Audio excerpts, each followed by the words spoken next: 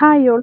ഇപ്പം ഒരുപാട് ആളുകളിൽ യൂറിക് ആസിഡ് കണ്ടുവരാറുണ്ട്. ക്ലിനിക്കിലൊക്കെ ഒരുപാട് പേര് യൂറിക് ആസിഡായിട്ട് വരാറുണ്ട്. അപ്പോൾ നമ്മുടെ ശരീരത്തിൽ എങ്ങനെയാണ് യൂറിക് ആസിഡ് കൂടുന്നതെന്ന് ശ്രദ്ധിച്ചിട്ടുണ്ടോ? ചിന്തിച്ചിട്ടുണ്ടോ?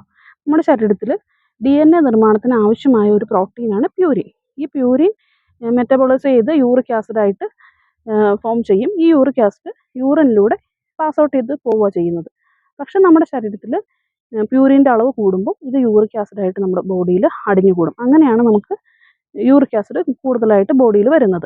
അപ്പോൾ പ്രോട്ടീൻ കൂടുതൽ അടങ്ങിയ ആഹാര പദാർത്ഥങ്ങൾ നമ്മൾ കുറയ്ക്കണം. പിന്നെ ഈ യൂറിക് ആസിഡ് നമ്മുടെ ബോഡിയിൽ അടിഞ്ഞുകൂടുമ്പോൾ അത് ക്രിസ്റ്റലൈൻ ഫോമിൽ അടിഞ്ഞുകൂടുമ്പോൾ കിഡ്നിയിലാണ് അടിഞ്ഞുകൂടുന്നതെങ്കിൽ അത് കിഡ്നി സ്റ്റോണിനും കാരണമാകുന്നുണ്ട്. യൂറിക് ആസിഡ് ഉള്ള ആൾക്കാർ ആഹാരത്തിൽ ഒരുപാട് കാര്യങ്ങൾ ശ്രദ്ധിക്കാനുള്ളത്.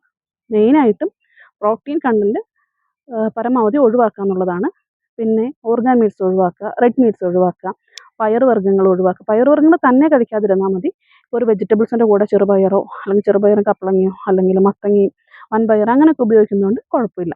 പിന്നെ അതുപോലെ ശ്രദ്ധിക്കാനുള്ള കാര്യം ആൽക്കഹോൾ പരമാവധി ഒഴിവാക്കാനായിട്ട് ശ്രദ്ധിക്കുക. ചെറിയ മീനുകൾ ഒഴിവാക്കുക. മുട്ടയൊക്കെ കഴിക്കുമ്പോൾ ആഴ്ചയിൽ ഒരു 3 ദിവസം എഗ് വൈറ്റ് കഴിക്കുന്നതുകൊണ്ട് കുഴപ്പമില്ല.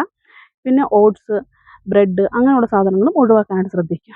പിന്നെ മെയിനായിട്ട് ശ്രദ്ധിക്കേണ്ട കാര്യം നമ്മുടെ ശരീരം എപ്പോഴും ഹൈഡ്രേറ്റഡ് ആയിട്ടിരിക്കണം. ധാരാളം വെള്ളം കുടിക്കുക. അതിനോടൊപ്പം തന്നെ വാട്ടർ കണ്ടൻറ്റ് കൂടുതൽ അടങ്ങിയിട്ടുള്ള വാട്ടർ മെലണോ അല്ലെങ്കിൽ കുക്കുംബറൊക്കെ കൂടുതൽ കഴിക്കുകയാണെങ്കിൽ വളരെ നല്ലതാണ്. അതുപോലെ തന്നെ ക്രൂസിഫറസ് വെജിറ്റബിൾസ് ആയിട്ടുള്ള ബ്രൊക്കോളി, കാബേജ് അതൊക്കെ കൂടുതലായിട്ട് കഴിക്കാം. പിന്നെ ഫിസിക്കൽ ആക്ടിവിറ്റി ചെയ്യുക. ഈ കാര്യങ്ങളൊക്കെയാണ് യൂറിക് ആസിഡ് ഉള്ള ഒരാൾ മെയിനായിട്ടും ശ്രദ്ധിക്കാനുള്ളത്. യൂറിക് ആസിഡ് ഉള്ളപ്പോൾ നമ്മുടെ ജോയിൻസിനാണ് മെയിനായിട്ടും വേദന വരുന്നത്. കയ്യിലെ മുട്ടിൽ, പിന്നെ ഇവിടെ ജോയിൻസിൽ, കാൽമുട്ടിൽ, വിരലിലൊക്കെ ആണ് ജോയിൻസിലാണ് മെയിനായിട്ടും പെയിൻ ഉണ്ടാകുന്നത്. അപ്പോൾ യൂറിക് ആസിഡ് ഉള്ള ഒരാളാണെങ്കിൽ തീർച്ചയായിട്ടും ഈ കാര്യങ്ങൾ നിങ്ങൾ ശ്രദ്ധിക്കണം.